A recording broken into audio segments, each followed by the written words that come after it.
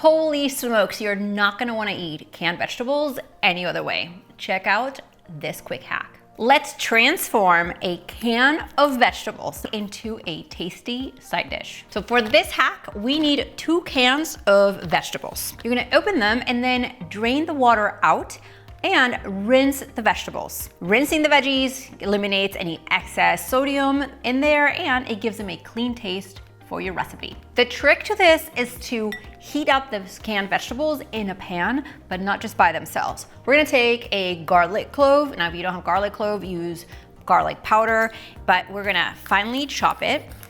And then I'm gonna add some olive oil in the bottom of the pan and heat it up. So now that our oil is hot, I'm going to add our garlic in the pan.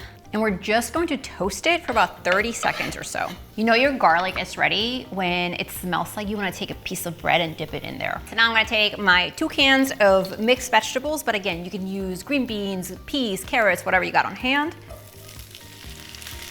You wanna hear that sizzle.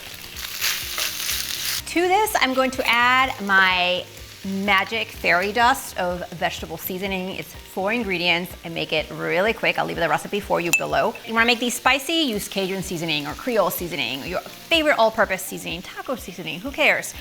And you're gonna need about a half a teaspoon per can. Just giving you options, so you should never feel bad for eating canned vegetables, all right?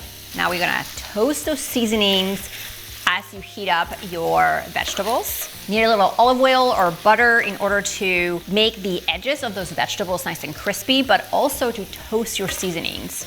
It already smells so good. All right, in 5 minutes or so, these veggies are ready. Let's just take some out of our pan and plate them.